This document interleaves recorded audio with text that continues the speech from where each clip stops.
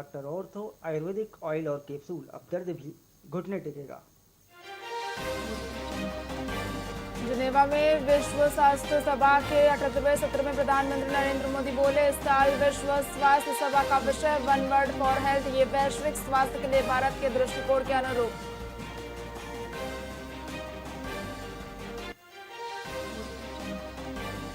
Operation सिंदूर के बाद भारत पाक के बीच होगी पहली बैठक। 1 जुलाई को भारत पाक के बीच होगी बैठक। बैठक में जेलों में बंद कैदियों की रिहाई पर होगी चर्चा।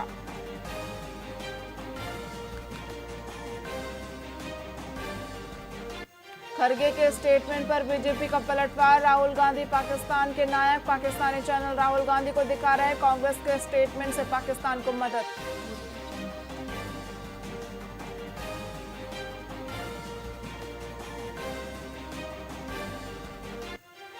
प्रोफेसर अली खान को न्यायिक हिरासत। कोर्ट ने 27 मई तक न्यायिक हिरासत में भेजा। फेसबुक पोस्ट को लेकर हुई थी गिरफ्तारी।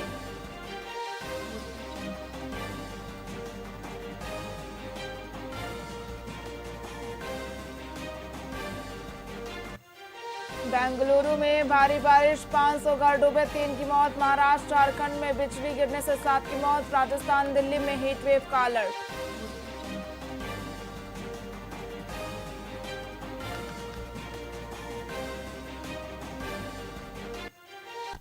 नमस्कार, आप देख रहे हैं वीआईपी न्यूज। मैं हूं आपके साथ प्रज्ञा तिवारी। रुक करते एक खबरों की ओर। डोंगरगढ़ रेलवे स्टेशन अब हाईटेक सुविधाओं से लैस हो चुका है, जिसमें लिफ्ट, एक्सीलेटर, वेटिंग लाउंज और शानदार लैंडस्केपिंग शामिल है।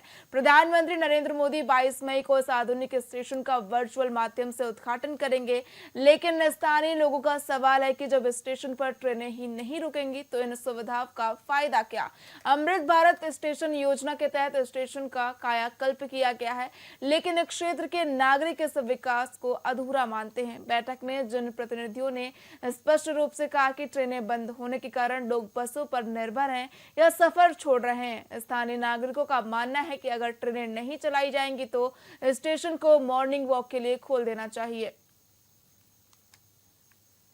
अमृत स्टेशन स्कीम योजना के अंतर्गत जो 103 स्टेशन है और उसका एक साथ जो है देश के यशस्वी प्रधानमंत्री 22 तारीख के उद्घाटन करेंगे। उस विषय को लेकर हम सब यहाँ पर बैठे हुए थे, लेकिन जब बैठे थे तो एक बहुत अच्छी यहाँ के जो गणमान्य नागरिक आए थे, सभी लोग बहुत खुश हैं इस विषय को लेकर कि जैसा स्टेशन बना है वास्तव में देखने लायक है।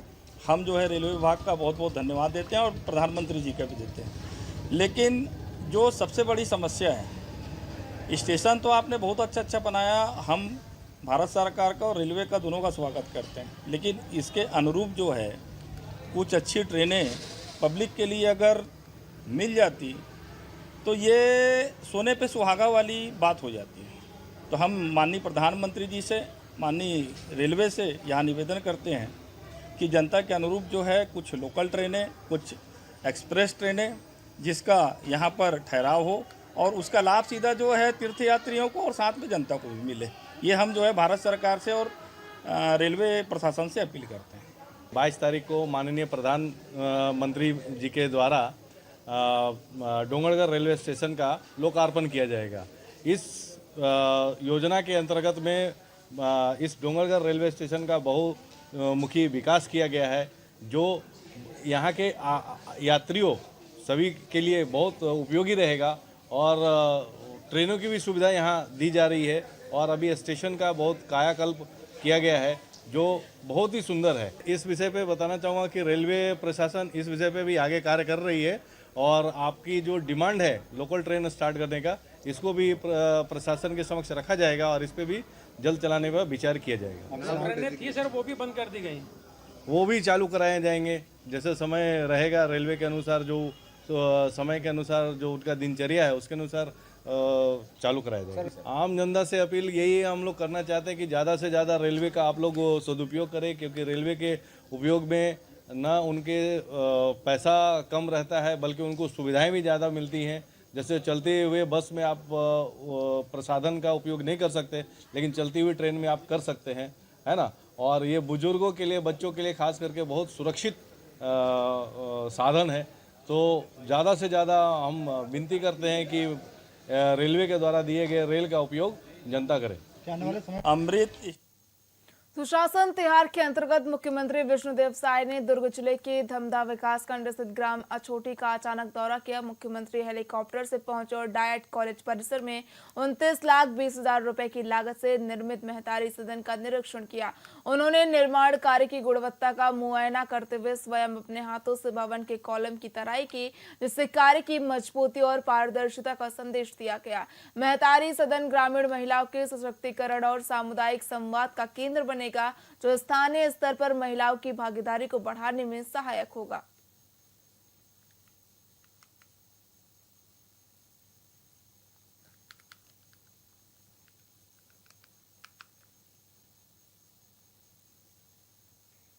मुख्यमंत्री विष्णुदेव साय ने सुशासन तिहार के तीसरे चरण के तहत मुंगेली जिले के लोरमी विकासखंड के बिजरा कचार गांव में आयोजित समाधान शिविर का उद्घाटन किया। इस क्षेत्र में मुख्यमंत्री का ये पहला दौरा था, जिसे लेकर ग्रामीणों में खासा उत्साह देखने को मिला। ये इलाका आदिवासी और बैगा विशेष पिछड़ी जनजातियों का गढ़ है, जो छत्तीसगढ़ की सीमा पर स्थित है। समाधान शिविर का विधिवत शुभारंभ करते हुए मुख्यमंत्री ने छत्तीसगढ़ महतारी एवं सरस्वती माता के समक्ष दीप प्रज्वलित किया। इस अवसर पर ग्रामीण महिलाओं और किसानों ने पारंपरिक कुमरी नृत्य के साथ मुख्यमंत्री का स्वागत किया। शिविर में केंद्रीय राज्य मंत्री तोकन साहू, डिप्टी सीएम अरुण साव और गणमान्य नागरिक मौजूद रहे। अभी हमारे प्रदेश में सुशासन तिहार चल रहा है। 8 अप्रैल से शुरू हुआ है और 21 मई तक चलने वाला है। 3 चरणों में चलने वाला है और अभी दूसरे चरण में 5 मई से लगातार इस तरह का समर्पण शिविर का आयोजन जगह जगह हो रहा है और चक्र निरीक्षण भी हो रहा है, जिसमें हम स्वयं और हमारे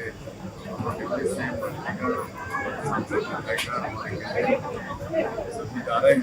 और आज इसी तारतम्य में यहाँ पर मेरा कछार बना हुआ है, हमारे देश के आता है और भारी संख्या में आज समाधान हो रहे हैं।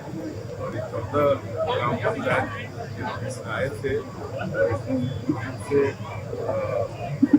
प्रथम चरण में जो समस्या कलेक्ट किए थे हमारे अधिकारी 7,970 आवेदन स्तर में आए थे और हमारे अधिकारियों ने इसका समाधान किया है। 7,964 समस्याओं का समाधान हुआ है। बहुत कम नाम मात्र का बचा है, तो इससे सुशासन तिहार से काफी फायदा प्रदेशवासियों को हो रहा है। मैं हमारे छत्तीसगढ़ के मुखिया विष्णुदेव साय जी को बहुत बहुत धन्यवाद देना चाहूँगा और साथ ही हमारे उप मुख्यमंत्री अरुण साव जी, केंद्रीय मंत्री तोकन साहू जी, इन सब हमारे बहुत ही सम्माननीय मंत्रियों के माध्यम से जो आज हमारे बहुत बड़े सौगात के रूप में कॉलेज के रूप में हमें प्राप्त हुआ है, तो क्षेत्र के विकास के लिए बहुत ही योगदान साबित होगा। और हमारे आसपास के बच्चे जो 12वीं क्लास पढ़ाई करने के बाद उनका कॉलेज की पढ़ाई रोकना पड़ता था, अपने यहाँ से 20 किलोमीटर से 30 किलोमीटर दूर जाना पड़ता था, तब उनकी पढ़ाई कॉलेज में कर पाते थे। इसलिए आज हर वर्ग के सभी परिवार के बच्चे आज कॉलेज का शिक्षा ले पाएंगे और उच्च शिक्षा प्राप्त करेंगे। अभी हमारे प्रदेश में छत्तीसगढ़ के मुख्यमंत्री विष्णुदेव साय दुर्ग जिले के ग्राम पंचायत मुरमुंदा पहुंचे, जहां उन्होंने समाधान शिविर में जनता से सीधे संवाद किया। बता दें कि ये कार्यक्रम सुशासन तिहार के तीसरे चरण के तहत आयोजित किया गया, जिसका उद्देश्य लोगों की समस्याओं का मौके पर समाधान करना और सरकार की योजनाओं की जमीनी हकीकत का फीडबैक लेना है। इस दौरान मुख्यमंत्री विष्णुदेव साय ने कांग्रेस पर जमकर निशाना साधा। हाँ, अभी पूरे प्रदेश में सुशासन तिहार चल रहा है और ये 3 चरणों में चल रहा है। 2 चरण समाप्त हो चुका है, तीसरा चरण चल रहा है 5 मई से और ये तीसरे चरण में जगह जगह समाधान शिविर का आयोजन कर रहे हैं, जिसमें हमारे अधिकारी जो उस क्लस्टर में जितनी समस्या आई हैं और उसमें क्या प्रगति है वो सबका रिपोर्ट कार्ड जनता के सामने में रख रहे हैं। और हम स्वयं और हमारे दोनों डिप्टी सीएम, हमारे मंत्रीगण, हमारे सांसद विधायकगण इस तीसरे चरण में कहीं भी औचक निरीक्षण भी कर रहे हैं, समाधान शिविर भी अटेंड कर रहे हैं। और इस सुशासन तिहार का उद्देश्य ये है कि हम लोग जो जनता की सेवा कर रहे हैं 1.5 सालों से, वो सेवा कहाँ तक लोगों तक पहुँच पा रहा है, इसका फीडबैक लेना इस सुशासन तिहार का उद्देश्य है। और लगातार हम सब लोग जा रहे हैं। मैं भी, मेरा शायद 19 या 20 जिला का ये आज ये दौरा हो रहा है और उसमें हम लगातार औचक भी निरीक्षण करके लोगों से मुलाकात किए हैं, समाधान शिविर में भी मिले हैं। तो जनता संतुष्ट है हमारे कामों से, मतलब अच्छा काम हो रहा है। सरकार की जो योजनाएं हैं उसका लाभ भी लोगों को मिल रहा है। कांग्रेस कह रही है मनरेगा प्रदेश में खत्म हो रहा है।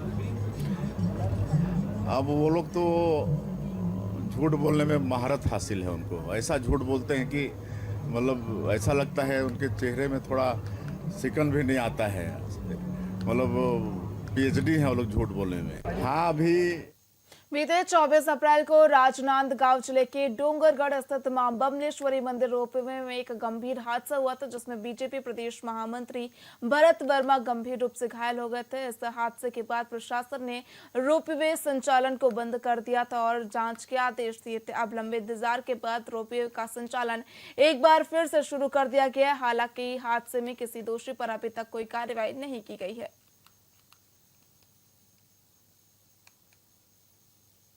रोपवे में घटना के बाद दामोदर रोपवे कंपनी द्वारा उसको सुधार कार्य करके एक टेक्निकल रिपोर्ट भेजा गया है। साथ में एनआईटी रायपुर के टीम द्वारा जांच किया गया है। जांच में और आवश्यक सुधार करने के लिए बोला गया था। सुधार करके रोपवे को मैनुअली स्टार्ट किया गया है। उसको देखते हुए मंदिर ट्रस्ट ने इसको बहुत गंभीरता से लिया और इसमें कहीं और आगे दुर्घटना ना हो, इसको देखते हुए समस्त चीज़ों को ध्यान में रखते हुए जो एक्सपर्ट है, जिसमें एनआईटी की भी एक टीम आई थी रायपुर से, उन्होंने और रोपवे के जो संचालन करता है दामोदर रोपवे वाले, उनकी संयुक्त रूप से इसका पूरा जांच की गई। 24 अप्रैल को मंदिर रोपवे में जो दुर्घटना घटी थी उसके संबंध में थाना डोंगरगढ़ में 174/25, 125, 125 ए और 279 BNS के तहत अपराध दर्ज किया गया है और जिसकी जांच विवेचना डोंगरगढ़ पुलिस के द्वारा की जा रही है। अभी जांच जारी है। अभी कोई पुलिस ने चार्जशीट या ऐसा अभी कुछ नहीं किया, विवेचना नहीं है। एक माह की जांच में कुछ सामने आया है? अभी पुलिस ने मौके के सीसीटीवी के लिए उस दौरान क्या क्या कर्मचारी उपस्थित थे, कौन कौन किसकी क्या ड्यूटी थी, उस संबंध में नोटिस दिया गया है। रोपवे में घटना के बाद छत्तीसगढ़ के झीरम घाटी नक्सली हमले को 13 साल पूरे हो रहे हैं, जिसके चलते 25 मई को कांग्रेस पार्टी इस हमले की बरसी मनाएगी। प्रदेश कांग्रेस अध्यक्ष दीपक बैज ने बताया कि पार्टी के नेता झीरम घाटी जाकर शहीद नेताओं को श्रद्धांजलि देंगे और इस कार्यक्रम के लिए गृह मंत्री को भी आमंत्रित किया गया है। साल 2013 में इस हमले में कांग्रेस के कई वरिष्ठ नेताओं की नक्सलियों द्वारा हत्या भी कर दी गई थी। झीरम की घटना में नाम पूछ कर मार दिया जाता है और वैसी घटना लगभग पहलगांव के आतंकी हमले में भी हुआ। दोनों भारतीय जनता पार्टी की सरकार छत्तीसगढ़ में भी और केंद्र में भी, तो कहीं न कहीं दोनों से ये दोनों घटनाएं कहीं न कहीं मिलती जुलती है, तो सवाल ही नहीं। झीरम की भारतीय जनता पार्टी ने पुण्य श्लोका महारानी अहिल्याबाई होलकर की 300 जन्म जयंती के अवसर पर एक विशेष कार्यशाला का आयोजन किया। एक कार्यक्रम राजधानी रायपुर स्थित एकात्म परिसर में आयोजित हुआ, जिसमें भाजपा के पदाधिकारी, विधायक और बड़ी संख्या में कार्यकर्ता शामिल हुए। कार्यशाला में छत्तीसगढ़ बाल संरक्षण आयोग की अध्यक्ष वर्णिका शर्मा ने मुख्य वक्ता के रूप में संबोधित करते हुए कहा कि महारानी अहिल्याबाई होलकर ने अपने शासनकाल में सामाजिक सुधारों और सुशासन को प्राथमिकता दी।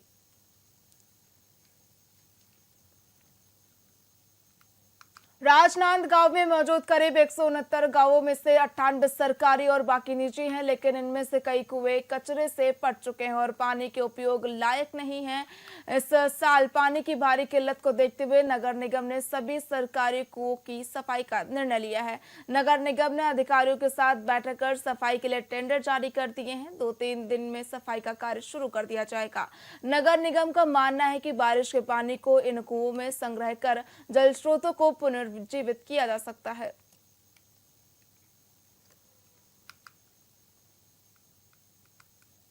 नगर निगम के सामने छत्तीसगढ़ मुक्ति मोर्चा ने अनिश्चितकालीन हड़ताल शुरू करती है। उनका आरोप है कि शहर में लगातार समस्याएं बनी हुई हैं जिनका समाधान नहीं किया जा रहा है। इससे पहले भी वे समस्याओं को लेकर हड़ताल पर बैठे थे, लेकिन महापौर के आश्वासन पर हड़ताल समाप्त कर दी गई थी। हालांकि 2 महीने बाद भी शहर की समस्याएं जस की तस बनी हुई हैं।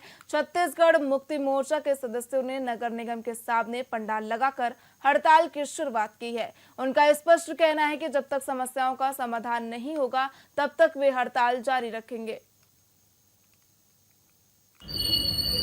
हमारा संघ का मुद्दा वही पुराना है जो हम 40 दिन पहले हम शुरू किए थे, और 40 दिन पहले हमने नगर के पेयजल की व्यवस्था, साफ सफाई, नाली वाली साफ सफाई और कर्मचारियों को वेतन के संबंध में, एरियस के संबंध में रिटायर कर्मचारियों को पैसा नहीं दिया गया है। 1-1.5 साल हो गया है। 1.5 साल से फंड का पैसा जमा नहीं हुआ है कर्मचारियों का, और ऐसे तमाम कोर्ट के आदेश का पालन नहीं हो रहा है, हाई कोर्ट के आदेश का। इन तमाम मुद्दों को लेकर हमने 10 तारीख को आमरण शुरू किया था। 10 अप्रैल को आदरणीय महापौर मधुसूदन यादव के कहने पर हमने, उसके आश्वासन पर हमने 11 तारीख को उस आमरण अनशन को ख़त्म किया था। उनके द्वारा कहा गया था कि मुझे समय दिया जाए थोड़ा, और मैं आपकी सारी समस्या हल करूंगा। बजरंग दल के कार्यकर्ताओं ने दुर्ग जिला मुख्यालय पर ध्वनि प्रदूषण और आपराधिक गतिविधियों के खिलाफ ज्ञापन प्रस्तुत किया। उन्होंने शासन और प्रशासन से अनुरोध किया कि दुर्ग शहर में बढ़ते ध्वनि प्रदूषण, नशे के कारोबार और आपराधिक गतिविधियों पर त्वरित कार्रवाई की जाए। बजरंग दल ने बताया कि हाल ही में दुर्ग शहर में आयोजित 3 दिवसीय विशेष कार्यक्रम में ध्वनि प्रदूषण के नियमों का उल्लंघन किया गया, जिसमें बड़े डीजे और हानिकारक रोशनियों का उपयोग किया गया। ये बुजुर्गों और दिल के मरीजों के लिए अत्यंत हानिकारक साबित हो सकता है। हिंदू जो समाज है वो सब मानते हैं इस कानून को, लेकिन इनके लिए कोई कानून नहीं है। बाजू में जिला अस्पताल है, पीछे डिलीवरी वार्ड है, 2 बिस्तर वाला, सैकड़ों की संख्या में मरीज है। हमने 1 तारीख को ज्ञापन भी दिए थे इस विषय में, लेकिन इन लोग अभी हमें बता रहे हैं कि कार्रवाई की है करके। लेकिन मैं बोल रहा हूँ कि जब उन लोग का कार्यक्रम खत्म हो गया, शहर से 2 किलोमीटर 3 किलोमीटर दूर में जाके कौन से कार्रवाई कर रहे हो भाई? तो क्या सारा नियम कानून सारी व्यवस्थाएं हिंदुओं के लिए ही है, बाकी लोगों के लिए नहीं है धाराएं? अगर ये कानून अगर बनी है तो सबके लिए एक समान होना चाहिए। एक को माँ एक को मौसी मत नहीं किया जाना चाहिए। यहाँ पर अगर रात में अगर हम लोग चुनरी यात्रा निकालते हैं तो प्रशासन की तरफ से एक मैसेज आता है कि आप लोग का एक मीटिंग किया जाएगा, ये सभी डीजे को जब्ती कर देंगे हम। तो भाई हमारे लिए नियम कानून है क्या सारा नियम कानून? जो एसडीएम के यहाँ परमिशन लेने का फॉर्म होता है उसमें स्पष्ट लिखा हुआ है कि आपको यातायात बाधित नहीं करना, अन्यथा कड़ी कार्रवाई होगी। और 3 दिन 3 रात पूरी तरह से यातायात बाधित है। तो हिंदुओं पे जो ये नियम कानून लागू होता है दुर्गा पूजा गणेश पूजा में, सही है, होना चाहिए, लेकिन फिर वो नियम सबके लिए होना चाहिए, सब पे लागू होना चाहिए। हिंदू आबकारी घोटाले के मामले में आर्थिक अपराध अन्वेषण ब्यूरो ने छत्तीसगढ़ प्रदेश के 20 से अधिक स्थानों पर कार्रवाई की है। दुर्ग, भिलाई, महासमुंद, धमतरी और रायपुर में कई ठिकानों पर छापे मारे जा रहे हैं। इस कार्रवाई में सबसे बड़ी कार्रवाई दुर्ग में की गई है, जहां आम्रपाली सोसाइटी में अशोक अग्रवाल और उनके भाई विनय अग्रवाल के निवास पर छापे डाले जा रहे हैं। दोनों भाइयों का संबंध स्टील इंडस्ट्री से भी है। इसके अलावा दुर्ग जिले के 2 अन्य करीबियों के निवास पर भी कार्रवाई जारी है।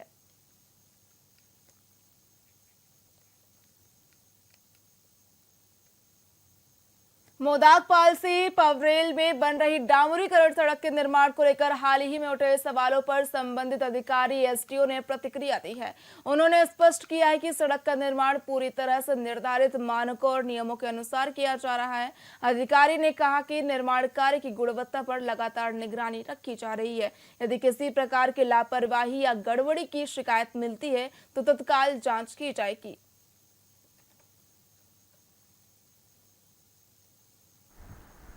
जो सवाल उठाया जा रहा है कि सड़क निर्माण मतलब घटिया निर्माण किया जा रहा है ना, अभी फिलहाल सड़क निर्माणाधीन है और उसको गुणवत्तापूर्वक बनाया जा रहा है।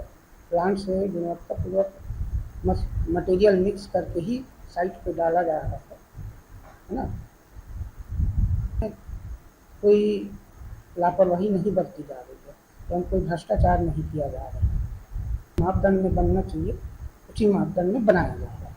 आगे चलते जी हाँ, इसमें प्रशासनिक बड़े अधिकारियों की निगरानी है, उनकी नहीं बनाया जा रहा है। फिलहाल खबरों में इतना ही। देखते रहिए VIP न्यूज़। नमस्कार।